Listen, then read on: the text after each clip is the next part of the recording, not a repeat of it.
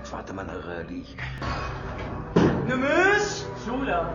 ولك انت مالك عارفان مع مين عم تلعب؟ بعت لي رجالك بنص الليل عشان يخلصوا علي ويصفوني، بس ما حصلت لاني محسوبك اخذ استحياطاته منيح. وطي صوتك، تجنيت؟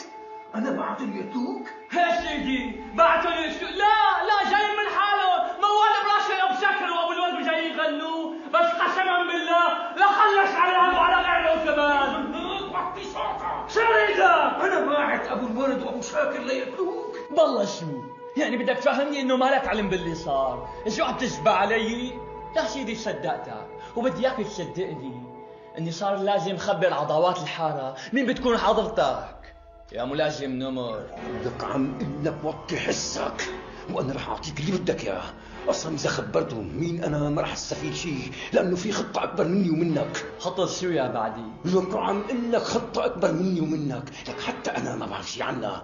بعدين حتى لو خبرت عضوات الحاره مين تكون، فكرك الفرنساويه رح يتركوك؟ رح ينبشوك من تحت سابع. اسمع ولا نمس، بيكون الواحد مجنون اذا بهالايام ما عرف وين مصلحته.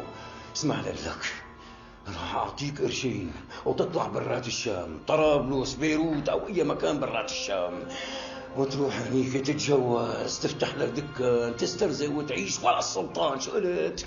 قديش بدك تدفع؟ راح ادفع لك 500 ليره ذهب. 1000 ليره. ليره بتنطح ليره. 1000 ليره؟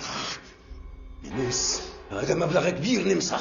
لا يا بي، هالرقبه تسوى أكثر من هيك. فرجيني. أعوذ بالله، رقبة سدادة بدها اثنين يحكوا فيها، بعدين رأس مالها أكثر من هيك بي، فما بتسوى 1000 ليرة ولو بيك. ماشي الحال، مهني كام يوم لحتى أدبر لك المبلغ، اعتبره عندك. خاطرك. الله معك. الله يخلي لي إياك.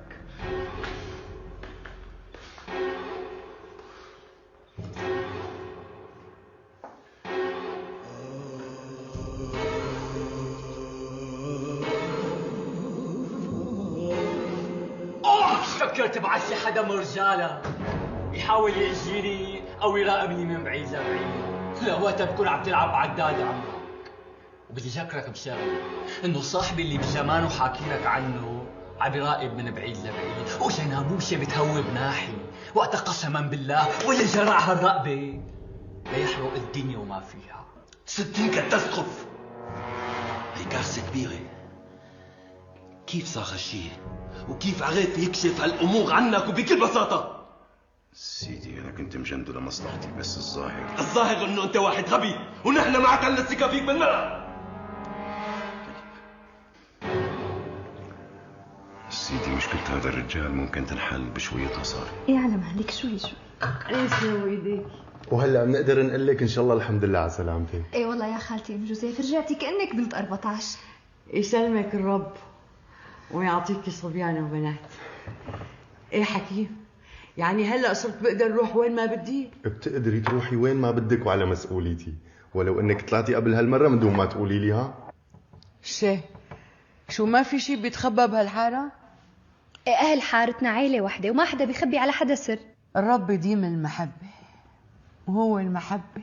الله يسمع منك يا خالتي ام جوزيف. خالتي عم تفكري تتركي حاره الضبع؟ إن كان علي أنا حبيت هالحارة وحبيت ناسها كتير، ويلي عملوه معي معروف ما رح أنسى لهم إياه طول عمري. بس أنا يا حكيم ملاحقة من الدرك وما بدي أجيب لهم وجع راس أكتر من هيك. بعدين أنا اشتقت لبيتي كتير، وكمان في أمانة بدي أجيبها من هنيك. بس يا خالتي يمكن يكون بيتك مراقب هنيك. ما تخاف علي، بدبر حالي. حمزة يا حكيم، يلي عملته معي محفور بقلبي ووجداني. الرب يحميك ويسلمك ويخليك ويعلي مراتبك كمان وكمان. الله يسلمك يا خالتي ويخلي لنا اياكي. بس انا اللي بدي اياه منك انه تديري بالك على حالك. جروحك ممكن تنقز عليك بالبرد، هذا شيء طبيعي ولا يهمك. لا تاكل همي، انا عندي جروح مخباي بتوجعني بالبرد وبتوجعني بالدفا. الله يعطيكم العافية. يلا شدوا الهمة رجال، شدوا الهمة. طمني معلم عبدو، يا سيدي هلا اشتريت طن ونص حنطة بسعر كتير مرتب. يا سلام عليك، يا هيك الشغل يا اما بلا. بس الله وكيلك يا فتحي اني اكل هم الشغل خيرات الله. شو انه كل هالرزق اللي شايفه قدامك هذا امانه برقبتي. بس انت قد الامانه وزود يا عريس. لك صحيح ذكرتني لازم امرق لعند النجار مشان اشوف اوضه النوم. انت روح لعنده ولا يهمك، والعمال رح يخلصوا طلبيه ابو ناجي. بس بتعرف لك فتحي لازم نعرف معتز وين صار. الله وكيلك امبارح طول الليل ما نمت وانا عم بهدس فيه. بس ان خلصت شغل بروح وبدأ ادس لك عنه. لا انت خليك هون مع الشباب، وانا رح انزل على الحاره بطريقي بدي ادس عنه وبشوف النجار كمان. وهو هيك. يلا السلام عليكم. وعليكم السلام. الله يشد كلكم بالعافيه يا رجال. الله عفيف. يلا انتوا تيسروا يا رجال، تيسروا عمي تيسروا، ولا تتعوقوا بالرجعه. ها حاكم عنا شغل خير الله. الله معكم مهونه. اي والله يا ميت اهلين وسهلين بحميده. بالمهلي خالي. ايه ها الله يرضى عليه جوزك اللي ترك لنا حصه فيكي. طمنيني شلونها امك؟ ان شاء الله بخير. والله اشتقت لها. الحمد لله بخير، بس بتضلها مشغوله باخي حاتم من الصبح لاخر الليل. اي والله معها حق، الاولاد بيشغلوا. خذوا راحتكم تقبريني، انا بدي اطمن على ام جوزيف. الله معك خالي.